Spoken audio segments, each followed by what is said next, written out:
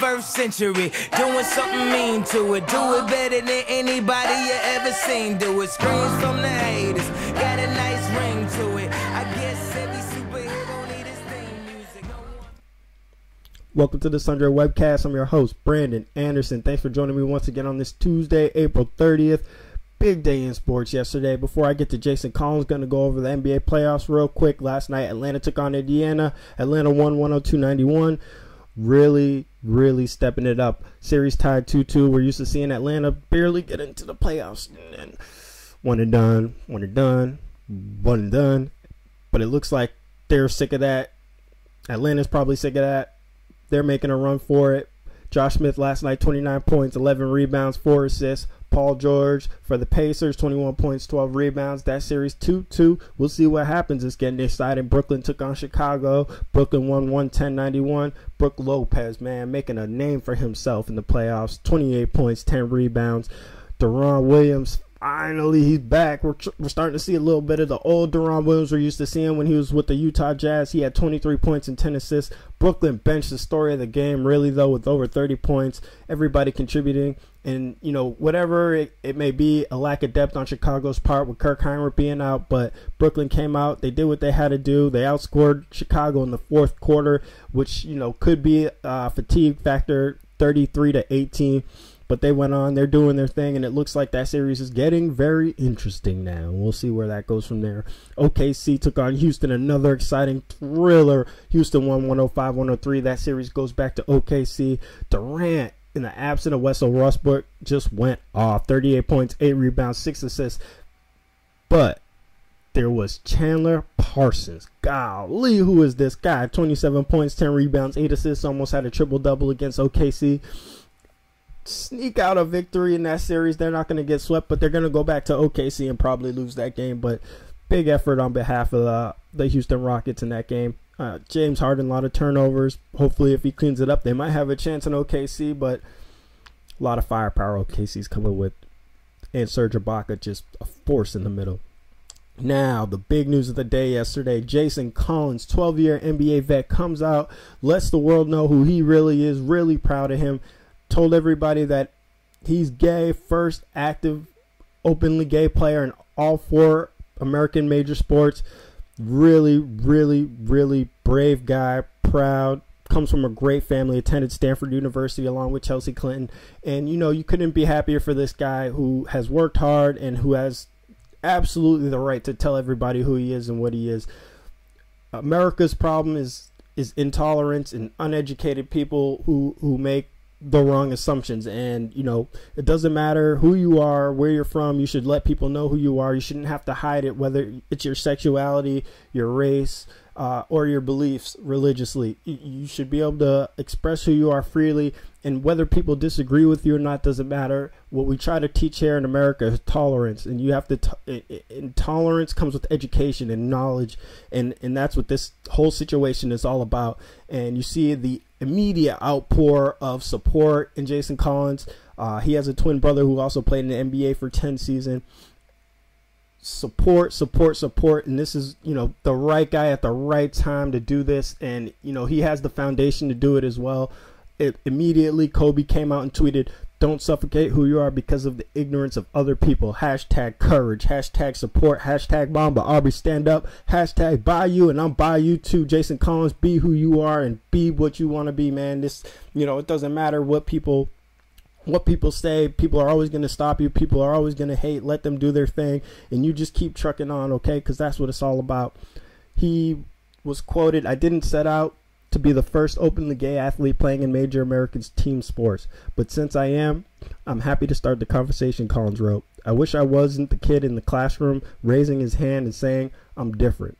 If I had my way, someone else would have already done this. Nobody has, which is why I'm raising my hand." And that's all he's doing, raising his hand, saying who he is. And I'm proud of you, Jason Collins. So, you know, keep on trucking. I hope you get signed. He's a free agent right now. We'll see what happens.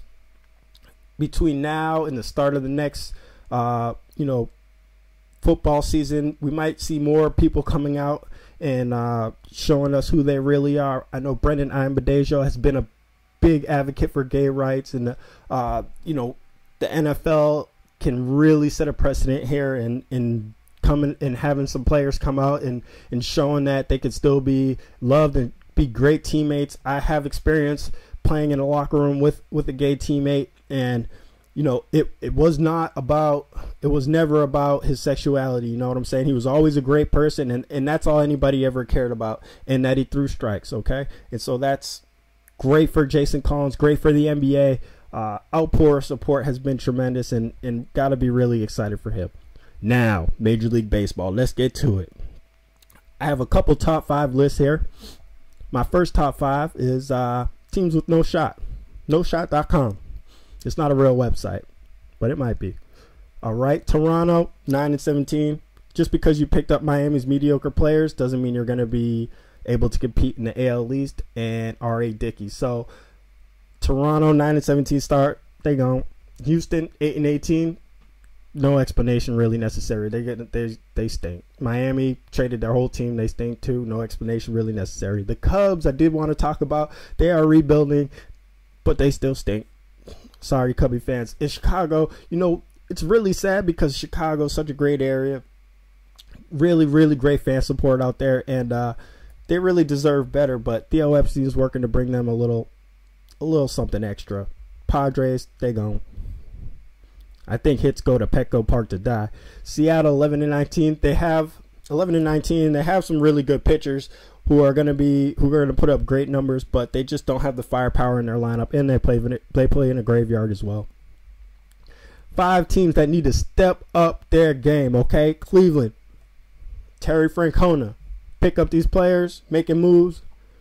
9-19. Come on, guys, step it up. Angels, 9-15. Angels are crushing 263, 5th in hitting right now, but they're nearly dead last in pitching. How you spend all this money on all these players and you have no pitching, man? Come on, you gotta get guys the deal at least a little bit, right? Philly, I have my people down in Philly. I can't bang on the Phillies. I can't bang on them too much. You know what I'm saying? But they are 12-14.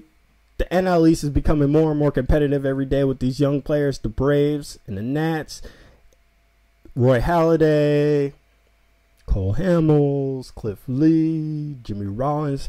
They are getting a little long in the tooth, and you know, we'll see if that holds up over this long, grueling season again. So Philly, step it up. All right, Manuel, where are you? Mets, 10-13. I'm not gonna bang on the Mets, Grossy. I'm not gonna do it. I like where they are. Matt Harvey's doing his thing. They need a couple guys to step up. They're rebuilding, but they're playing hard. I really like the direction that the Mets are headed in after the line of dumpster fires that have gone through their season after season. But stepping up, Mets, Grossy. Not banging on the Mets yet. All right, I'm gonna wait at least until July to do that. Dodgers, 12-12. Hanley Ramirez coming back. Greinke out with the broken collarbone after an altercation. Mound charging, nasty situation. 12-12 Dodgers.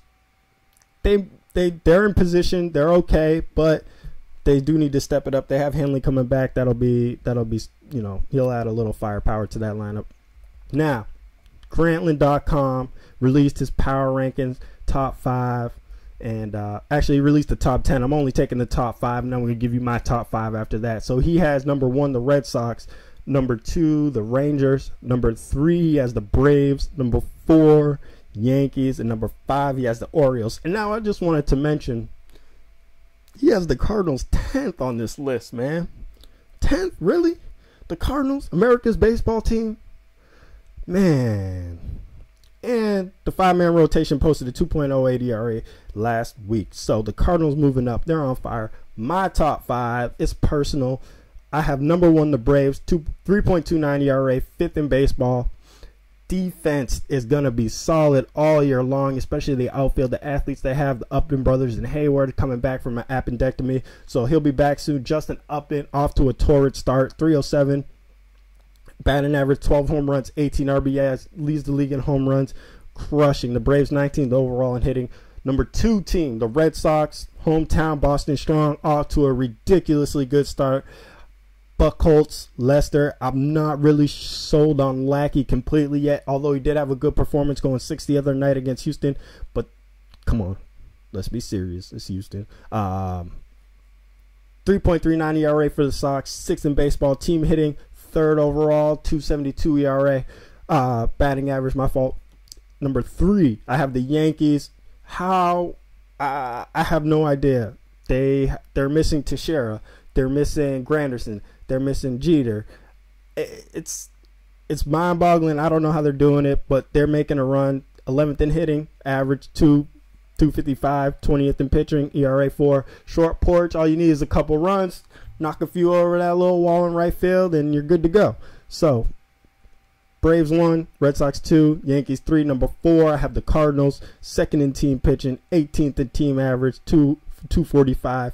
They have Westbrook, 0.98 ERA. They have Wainwright, who's always going to deal. Really fun. And it's just the heart of America. It's baseball. It's the best fans of baseball, the Cardinals. I'll put them in the top 5 just because of their fans. I'll put them in the top 5 just because it's the best baseball city in America. Number 5, I have the Rangers. 1st in team pitching, 3.02 ERA. Yu Darvish, obviously dealing. He has just continued to get better from last year to this year. He's been amazing. And they crushed. 8th in team batting, 259. And the ball flies out of their stadium, so they're always going to be able to score runs no matter what. Really exciting. I have honorable mentions. Royals, Giants. Bruce Bochy has the Giants out there. They're gonna win the West, and they're probably gonna compete for the World Series again this year. The Tigers as well. Torrey Hunter tearing it up. Justin Verlander, he's MVP candidate, Cy Young candidate. Pirates, Andrew McCutchen. AJ Burnett dealing. The Orioles have Chris Davis, who's been crushing 309 average, 9 home runs, 28 RBIs. He's a monster, and he's paid his dues as well. He's paid his dues as well. The Orioles, Angels, and I have the Rockies. The Rockies crushing in Coors Field as usual. Dexter Fowler, Michael Kadire, Troy Tulowitzki, really, really, really young ballers on the Rockies out there, so they'll be fun to watch as well. That's all I have. Thanks for joining me on the SUNDRY webcast. Tomorrow I'm going to go over the best pitchers in the Major League Baseball, and I'm going to pick my division winners. See what you got.